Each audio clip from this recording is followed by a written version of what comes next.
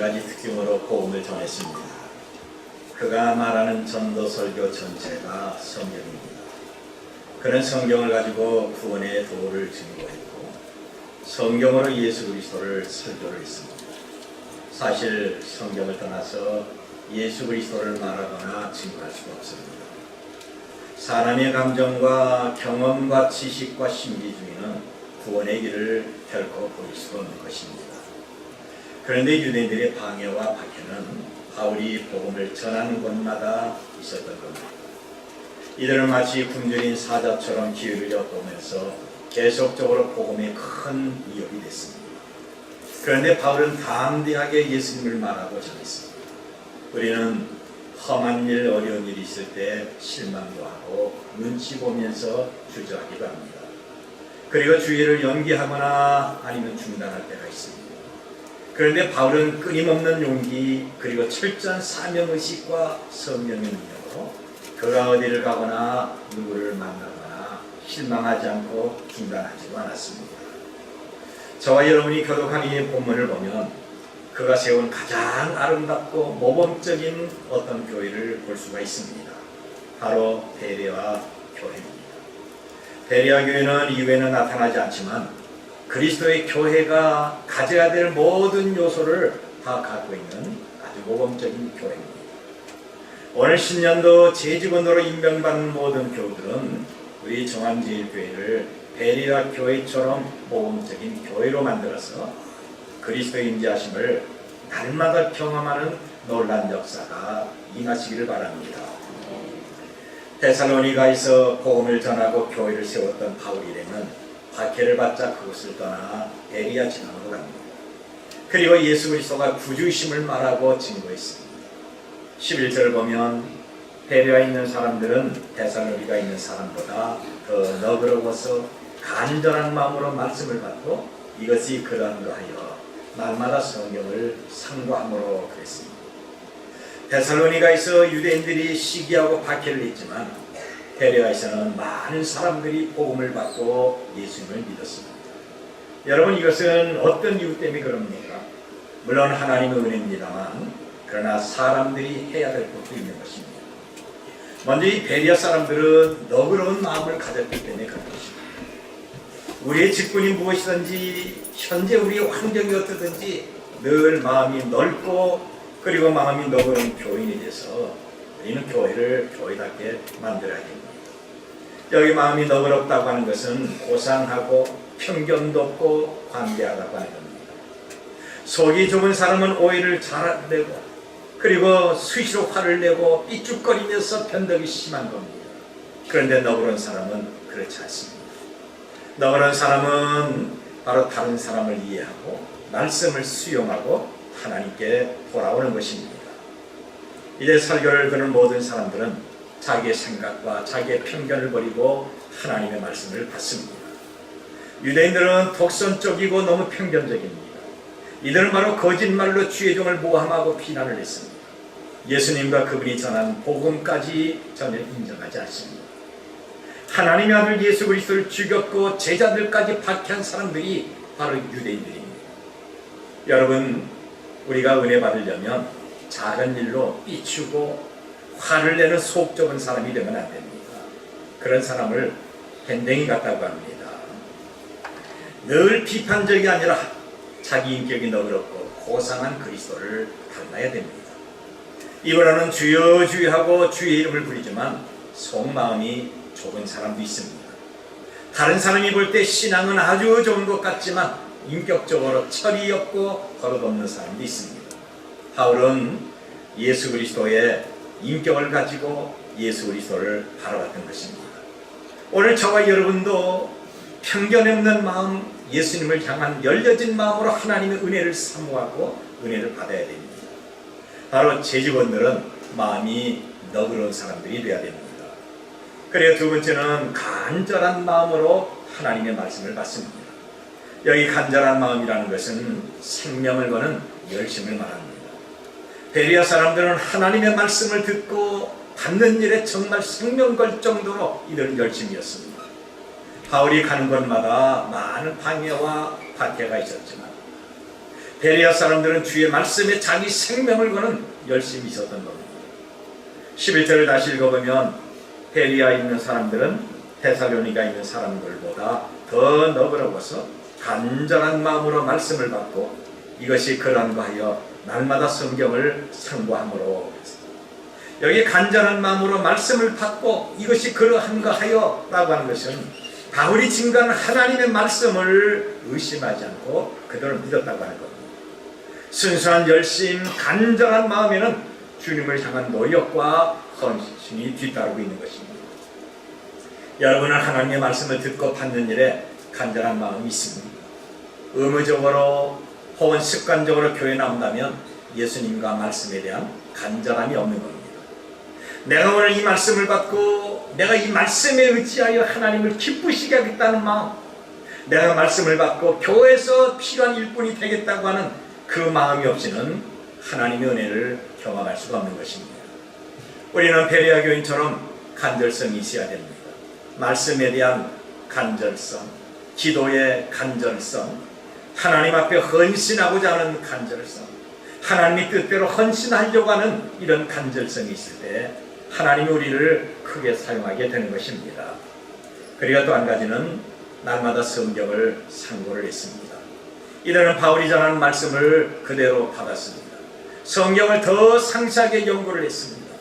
들은 말씀을 자발적으로 공부하고 독자적으로 알아봤던 것입니다.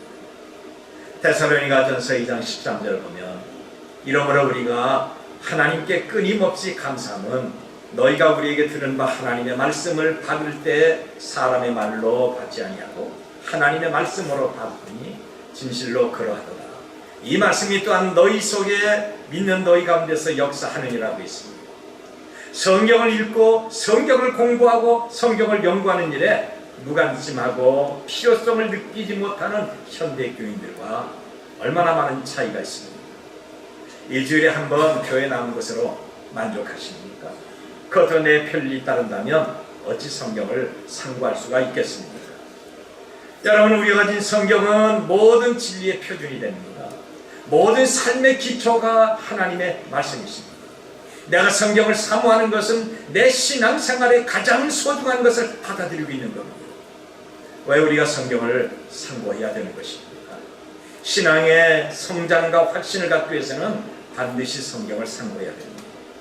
여기 상고라고 하는 것은 연구하고 판단하다라고 하는 뜻입니다. 바로 우리가 신앙을 바르게 정립하기 위해서는 성경을 읽어야 됩니다. 이럴 때 예수님을 알게 되고 나를 향한 하나님의 사랑을 깨달으며 성령의 임하심을 경험할 수가 있는 것입니다. 그뿐 아니라 바른 신앙을 유지하고 보존하기 위해서 우리가 성경을 상고해야 됩니다. 우리가 예수님을 믿는 신앙 갖는 것이 얼마나 중요합니까? 그런데 순수한 신앙 보존도 매우 중요한 것입니다.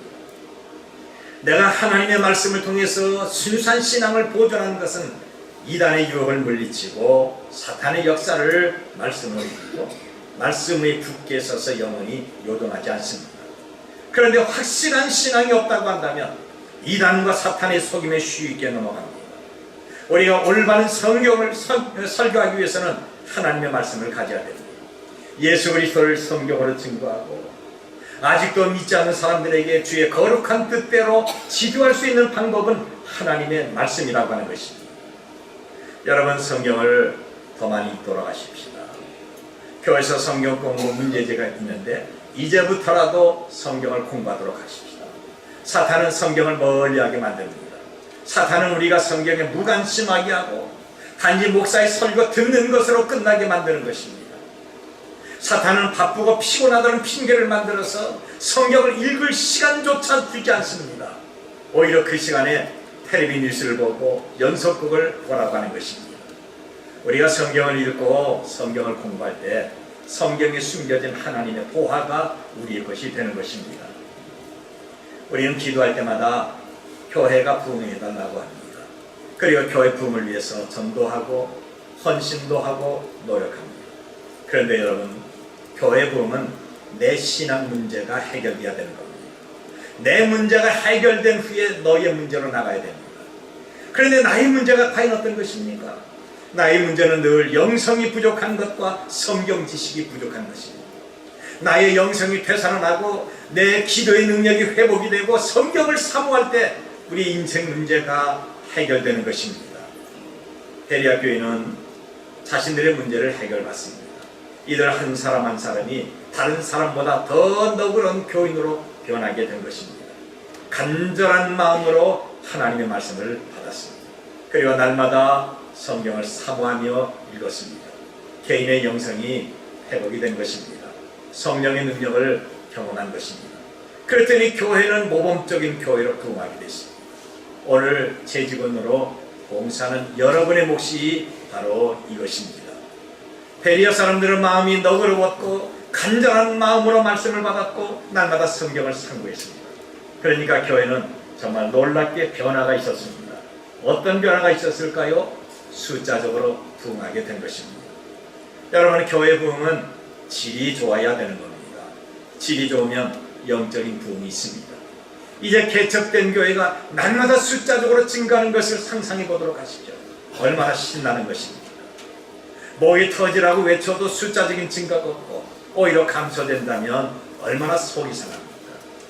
베레아 사람들은 바울이 예수님의 이름으로 복음을 말할 때마다 모여들기 시작을 했습니다. 교회가 증가하는 것이 하나님의 뜻이고 하나님께 영광입니다. 하나님의 살아계심을 나타내게 되는 것입니다. 오늘 우리 종암교회가 매주마다 증가되는 복이 임하시길 바랍니다. 이제 500에서 700으로 1000명으로 계속 증가할 때 지금까지 하지 못한 더 큰 복음의 일을 감당할 수가 있는 것입니다. 교회가 은혜롭고 평화스럽게 증가하는 것은 바로 여러분 한 사람 한 사람의 책임과 사명입니다. 하나님 앞에서 내가 더 많이 변해야 되고 내가 더 많이 내려놓고 헌신함으로 영적인 모든 문제가 다 해결되시길 바랍니다. 아울러 수준 높은 교회가 됐던 겁니다. 12절을 보니까 그 중에 믿는 사람이 많고 또 헬라의 귀부인과 남자가 적지 아니하나 그랬습니다. 당시 헬라 사람은 철학적인 수준이 높았습니다. 모든 것을 논리적이고 이성적으로 생각하며 판단을 했습니다. 매우 지성적인 사람입니다. 더구나 고국을 잃어버렸던 유대인들을 멸시하고 있었는데 그런데 이들이 바울이 전하는 복음을 듣고 믿기 시작하는 겁니다. 자기의 생각, 자기의 철학, 자기의 지식과 판단을 다 내려놓고 심지어 상류층에 있는 여자들까지 예수님을 믿게 됐던 것입니다. 바로 이것이 수준 높은 교회로 변한 것입니다. 우리 종암제일교회가 우리 자신뿐 아니라 우리 아들, 딸들, 우리의 손자, 손녀들, 사위와 며느리 통해서 계속 수준이 높아지는 교회가 될 줄로 믿습니다. 교회는 세상의 빛이고 세상을 앞서 이끌어가는 등불입니다. 그래서 모든 그리스도인들은 질적인 수준을 높여야 됩니다. 영적인 높은 수준이 있어야 사람을 이끌고 가며 그들에게 영향력을 주며 그들에게 예수 그리스도의 고상함을 보여줄 수가 있는 것입니다. 베레아 사람들은 예수님과 성경으로 말미암아 질적인 수준이 높아졌습니다. 정말 바람직스러운 것입니다. 여러분, 저는 목사로서 우리 교회를 한번 곰곰이 생각해 봤습니다. 우리 교회는 세상을 이끌며 시대를 깨우는 교회입니다. 이제부터 하나님께서 더 높이 우리 교회를 세워주셔서 그리스도를 보라 말할 때마다 예수님께 인도하는 지도자 교회가 되기를 간절히 바랍니다. 그리고 이 교회는 은혜와 평강이 충만했습니다. 교회가 시험이 들고 분쟁을 하면 그것을 경험하는 사람들이 얼마나 고통스럽고 괴로운지 사도 바울이 세운 교회마다 그는 일일이 편지를 냈습니다. 물론 로마 교회는 바울이 세우지 않았지만 로마서서부터 빌레몬까지 바울은 교회에 일일이 편지를 냈던 것입니다. 그가 편지한 이유가 무엇일까요? 그것은 교회 분쟁과 교회에 어떤 문제가 있을 때마다 이것을 해결하기 위해서 편지를 한 것입니다. 그의 편지가 지금까지 교회의 규범이 됐고 마침내 성경이 됐습니다. 지금 이 사도 바울이 있는 마케도니아 지방에는 바울이 세 교회를 세웠습니다. 빌립보, 데살로니가 그리고 베레아 세 교회를 세웠던 겁니다. 그런데 바울은 두 교회에 편지를 냈습니다. 먼저 빌립보 교회에 편지를 냈던 겁니다. 빌립보 교회는 박해와 환란이 닥쳐왔습니다. 그래서 교회 화평과 단합이 깨지고 낙심하며 슬퍼했습니다. 바울은 이 소식을 듣고 즉시 편지했습니다. 신앙의 모든 박해와 시련을 이기는 방법은 예수님이 가지신 기쁨을 갖는 것이다.